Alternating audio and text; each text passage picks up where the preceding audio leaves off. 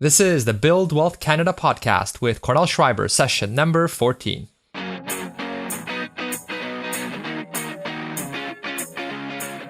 Welcome to the Build Wealth Canada podcast, where it's all about becoming debt-free, accelerating your wealth, and taking control of your money. Now, here's your host, Cornell Schreiber.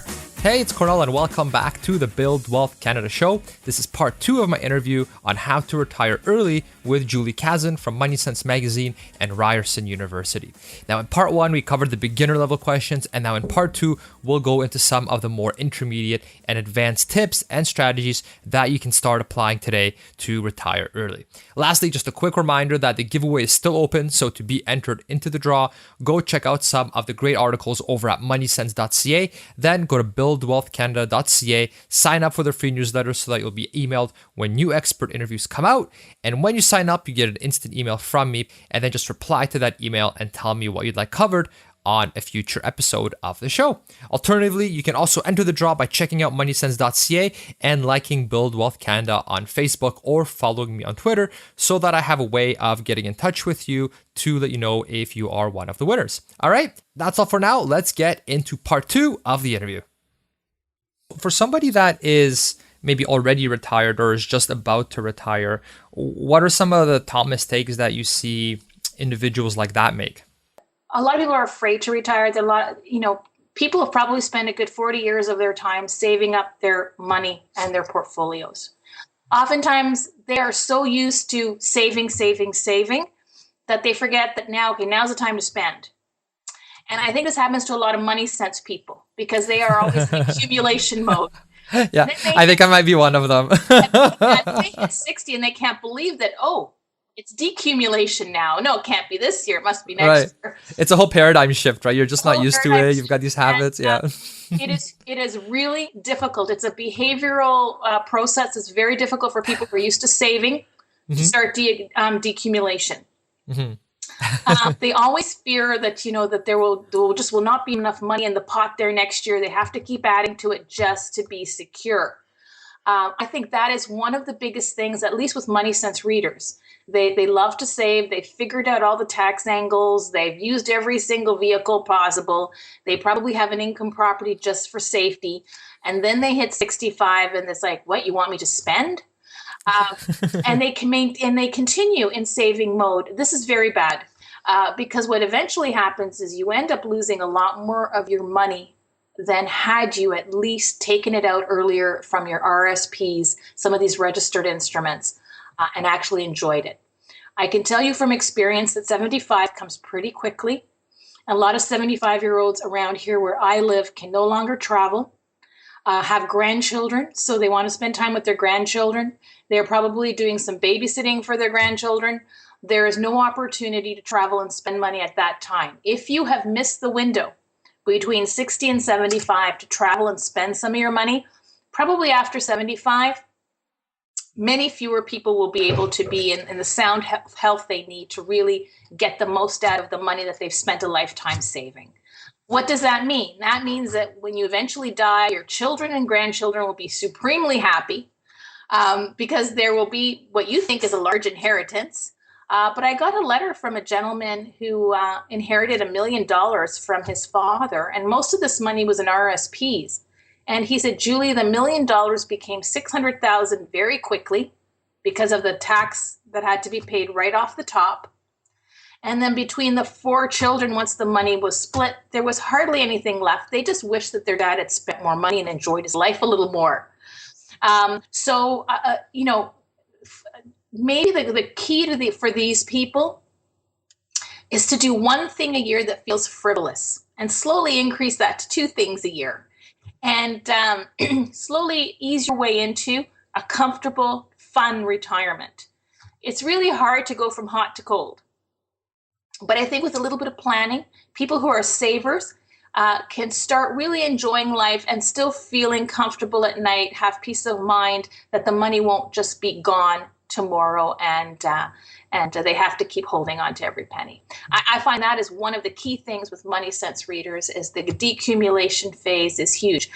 At the end of the day, even people who have not saved that much money because they had very modest incomes through through their lives and maybe put a little bit away in a TFSA, those people, chances are, will be just fine. They have lived all their lives on a minimum income. They're comfortable with that. They probably have TFSAs that they can draw on that will help them along the way. They'll probably have CPP and OAS and guaranteed income supplement as well, because they will fall into a lower tax bracket.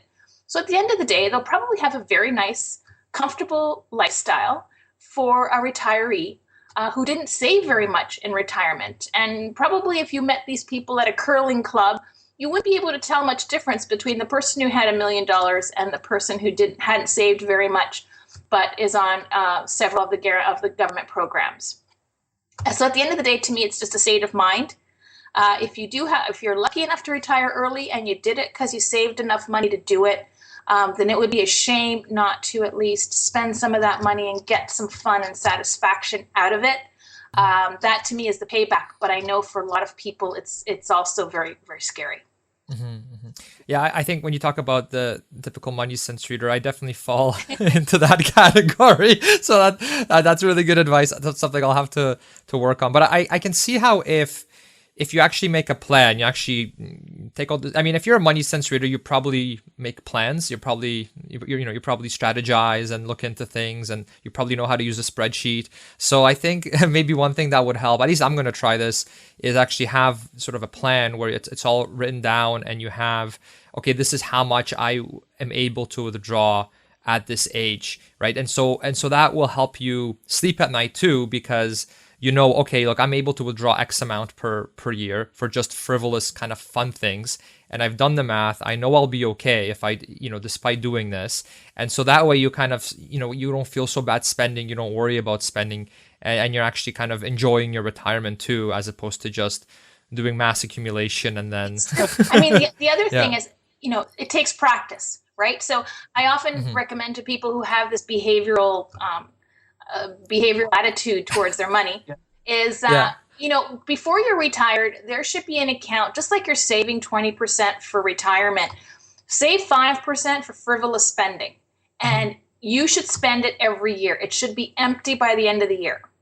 If you can get used to that, then once you're actually retired and maybe you have a little bit more income or a little bit less income, you can adjust the amount that goes into the frivolous spending account. But the frivolous spending account should always be there, especially for people who have a hard time spending. Right.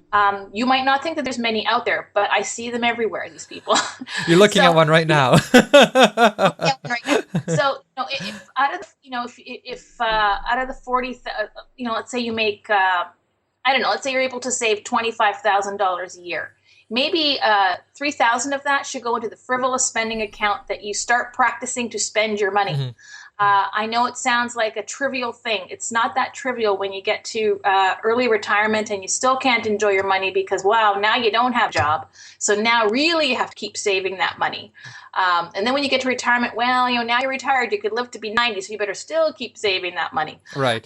So I think that practicing to spend is a good thing. And having an account where you say to yourself, okay, to be really, successful at retiring early, this account has to be empty every year by the end of the year, whether my wife and I go skiing 8 times, whether we golf 5 times during the year, whether we go to Florida twice a year, it has to be empty.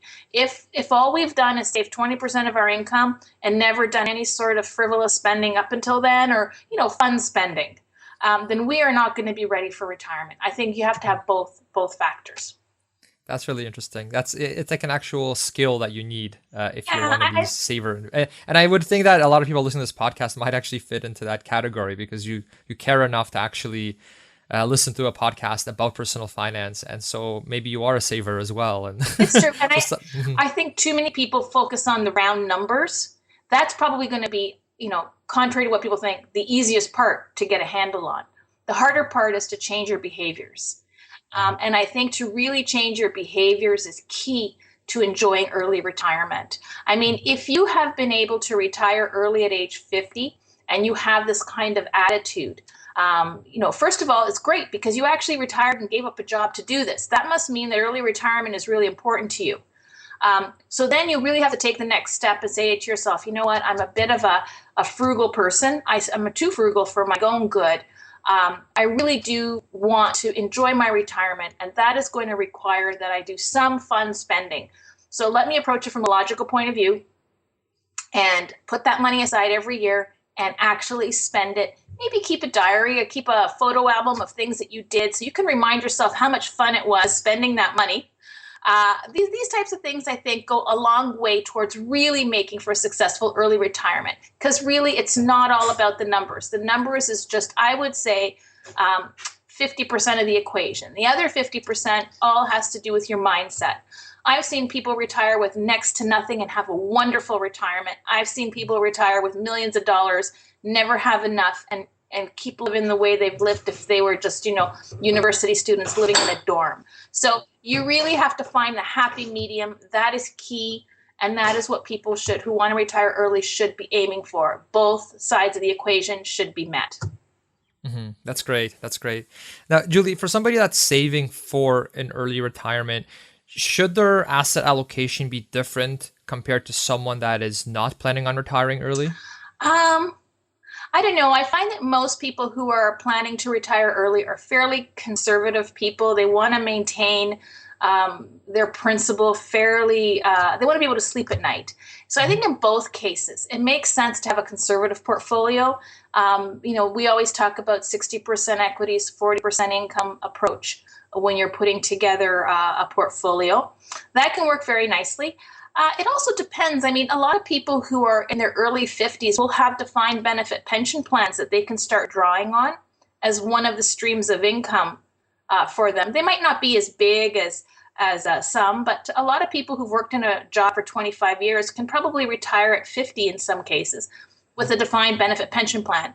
Or they will be able to draw on one a little bit later on when they qualify, even if they've quit their job. So for those people, I would say if you have guaranteed income streams, you could probably go a little bit higher, like 70% equities, 30% income.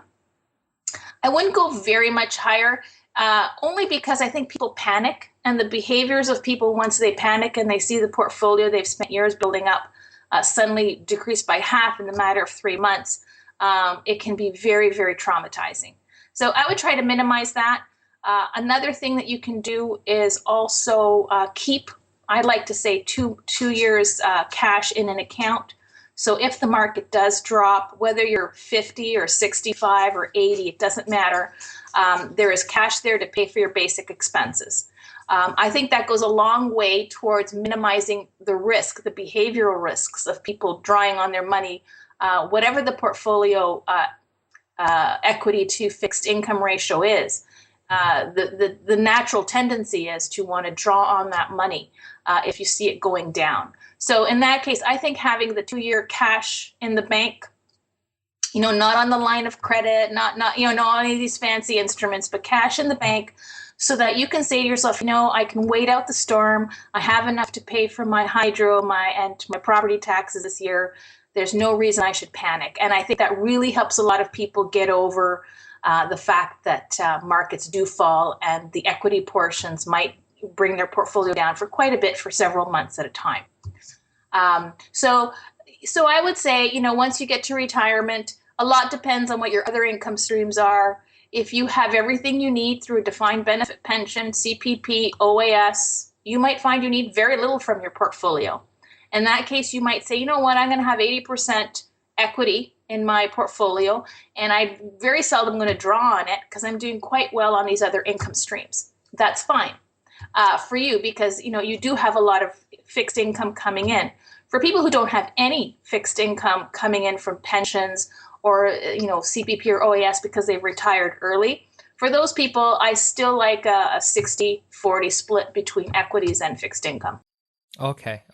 And would you vary that by age? I know some individuals have different formulas they use for saying, take your age, where they factor in age, and then that asset allocation varies depending on how old they are, so that as they get older, it becomes less risky and more into fixed income. Is that something that you use as well, or do you just like to stick sort of with the standard, what you were saying, like the 60-40? Yeah, I think people tend to mess around with their portfolio way too much. I like to think that 60-40, you could start it at any, my daughter and son have a 60-40, let's say, and it's just fine. And it could take you right to age 95. most people don't want to be there. The more you tinker with your portfolio and then you tinker with the asset allocation, I think the more tendency there is to make a mistake or to also just be paralyzed. Just say, well, I don't know, now it's a 60-40. Maybe it should be at 50-50. And then you're constantly going over your head what these ratios should be, when at the end of the day, it doesn't really make a huge amount of difference if you've already got enough to live on. If your portfolio is small, I would say that even in that case, there's a good case to be made for 60-40 or even 50-50, because you want to preserve capital. I think that someone who has a small portfolio, the last thing they need is an aggressive portfolio, especially if they're very risk averse. So I like to think of, the three bears and too hot, too cold, and just right. I think 60-40 is just right for most people, almost everybody. It is actually easy to do, simple to set up. And for people who aren't number crazy, you set it and you forget it. And I think that's what most people who want to retire early are really looking for, something they can set and forget and go on and enjoy their life.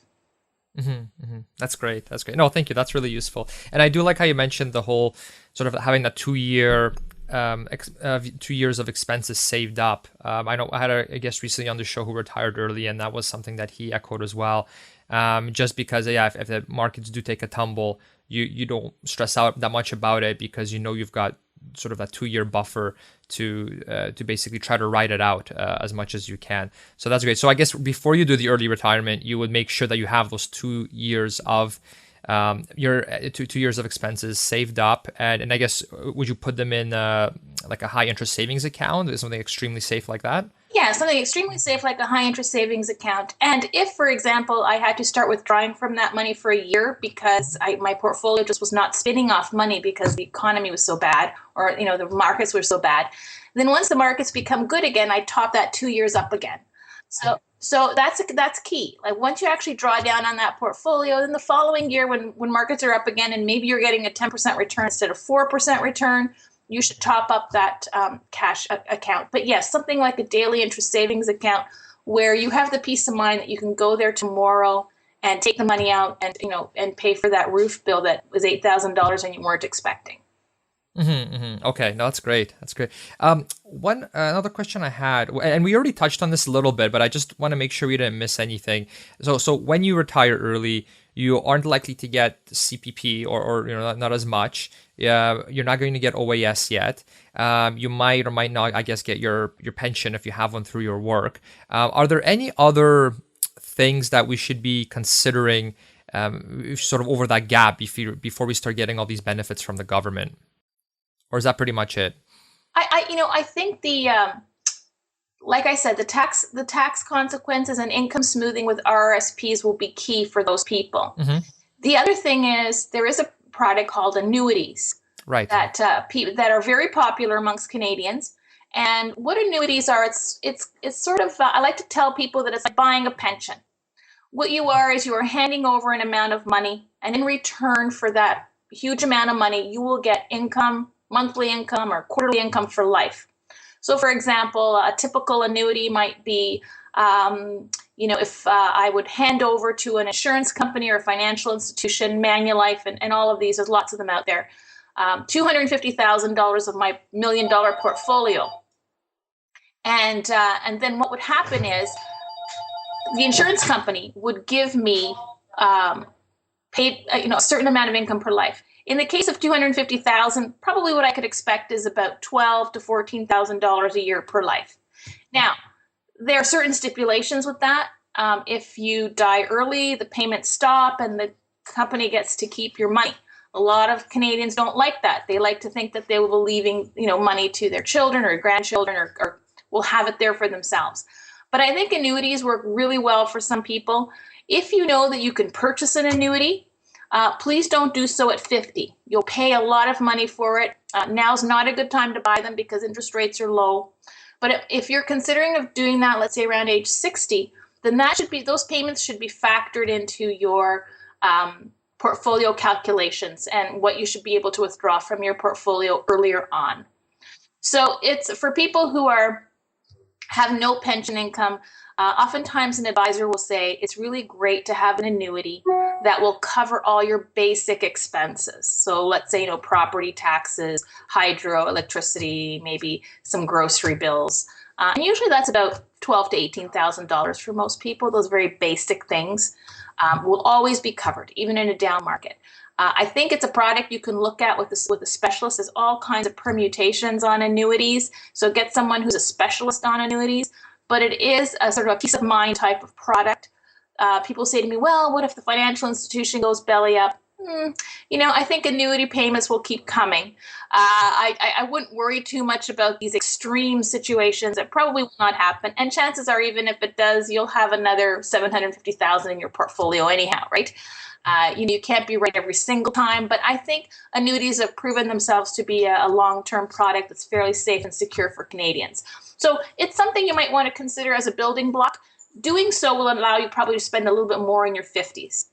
So that's the only reason that I mentioned them for early retirees. Is if you are considering buying an annuity in your 60s or 70s, is probably a good time. Around between 65 and 70 is probably a good time to buy one.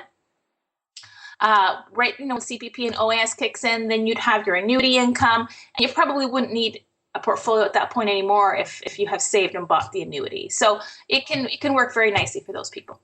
Okay, that sounds good. So I guess, so it sounds like a good strategy to consider would be you have your balanced portfolio, and then maybe you purchase annuities when you're older and kind of use that just in case, let's say your sequence of returns, things go bad and you end up losing a lot of your money really early in retirement because of the markets, then you at least have that annuity in there. Yes.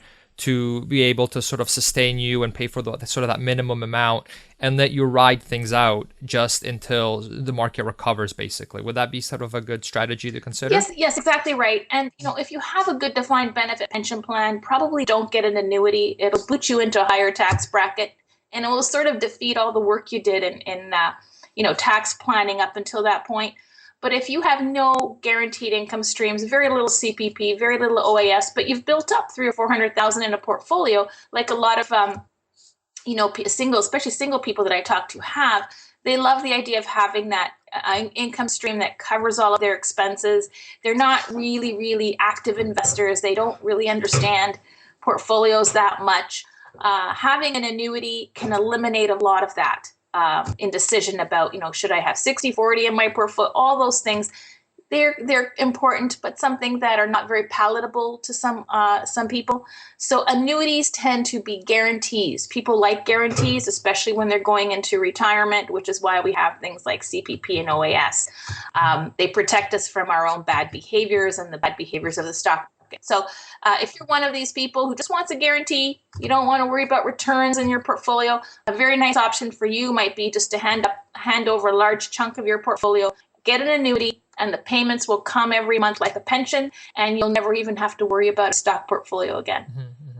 All right, that's good. That's great to hear. And you said for someone that's pretty young, like let's say someone wants to retire in their 30s or 40s, is that generally not really a good strategy because they just become a lot more expensive essentially? And that's right, they become hugely expensive. And if you had the money to pay for an annuity when you're 30, I mean, think about it. The life insurance company is going to have to pay you a certain amount of money every year for life. So the more things that are, the less years they have to pay that, the less you have to pay to get one. So if you have the capability of actually earning an income, withdrawing from RSPs and TFSAs before age 50, I would do that over, and then maybe at 50, 55, 60, talk to a planner about annuities. But don't buy them too early. You'll just be spending too much money on them. And at the end of the day, you might die at 60. And if you bought your annuity at 55, that money's gone in many cases. I mean, if you have sort of, okay, if I die, my spouse gets the annuity. Usually the annuities are a much lower percentage than what the main person was getting. Right. Okay. That sounds good. And then also, Julie, I want to ask you about the subject of a safe withdrawal rate. 4% is often used as the safe withdrawal rate. What are your thoughts on that? And basically, what we should be withdrawing in retirement, especially early retirement, in order to make it as sustainable as possible? Well, I think the 4% withdrawal rate, let's assume you had $1 million portfolio, you needed $40,000. 4% withdrawal rate would give you the $40,000. you wouldn't have to do anything else. You wouldn't need part-time income. You wouldn't need rental income. It would basically cover all of your expenses. There are some people who have said that's pretty high, that it because of longevity, we should probably be going more towards a 3% withdrawal rate. I would tend to think that probably a comfortable withdrawal rate is somewhere in the middle, around 3.5%. I would feel comfortable with that, especially because CPP and OAS and all these other things kick in later on. Like I said, I wouldn't encourage people to take so little out of their portfolio that they're going to be living in practically in poverty just to be able to, not work. So I think 3.5 to 4% works pretty nicely across the board, right? It's like 60-40. I think 4% is simple to remember. You don't have to change it very much. If you do have a year where, let's say, you do work part-time and you have a contract, a lot of people who are semi-retired, this is what they do. They'll take 2 years off and then they'll do a contract for a year. I mean, the years when you have extra income, just don't withdraw from your portfolio. And I think that smooths out that 4% withdrawal rate. So I'm all for between 3.5 and 4% withdrawal rate. There are some people who will say, oh, we're living to 100, the withdrawal rate should be 2%. I think it's just as much a danger that your money will, your fortune will outlive you and you won't have enjoyed it. So I like to think that 3.5 to 4% works fairly nicely. Okay. No, that's great. And also one other thing and we covered this already a little bit, but I just also want to make sure we didn't miss anything. And that's about how to use our TFSAs, our RRSPs, and our unregistered accounts. How to use those in our sort of pre-retirement phase when we're still saving, and then how to use them once we actually are retired. So we already talked about how RRSPs are better are a good strategy to use that beforehand, and then use TFSAs afterwards once basically the OAS and the CPP kick in, for example. Is there anything you wanted to add in regards to that and that kind of strategy, or some other strategies worth considering? I think it's important, if you have the opportunity to draw down the RSPs, to do so. Even if all you're doing is taking some of that income and transferring it. I mean, now we have the TFSA contribution of $10,000 or close to $11,000 annually. Do that. If all you do is take the $11,500 out of your RSP and put it into your TFSA for later on, I think that's much better in the long term, because the tax consequences are basically, there aren't any until you die for the TFSA. So in that case, you can build your portfolio, you can get all this capital gains growth and pay no taxes. To me, those are seminal years between 50 and 65 to withdraw. Not your whole RSP, but certainly if you have a big one, to start taking out 30-40% of it over those years. That to me is still key. The non-registered account is also important for a lot of people. Once they do have the RSP, they do have the TFSA, and then they have the non-registered account. So they're basically covered in all those things. To me, it would always be withdraw from your RSP first, withdraw from your non-registered account second, and the TFSA last. That would be the order I would do it in. Now, that's assuming you can contribute to all of those. A lot of people can't. For those people, I would say contribute as much as you can to your TFSA, and forget about your RSP, and just have a non-registered account. If you are only making 30, one gentleman I talked to is making $28,000 a year. If you could top up your TFSA, you're doing great. And then once you get to age 50, part of your plan might be, first of all, you're used to living on less, so you can probably live on less from withdrawals from your TFSA at that point, or just work half time, and some of the withdrawals can come from your TFSA or a savings account if you have that. With those people, you don't want to jeopardize being eligible for the guaranteed income supplement in your 60s. That is about $550 a month. That's about $6,000 or $7,000 a year for life.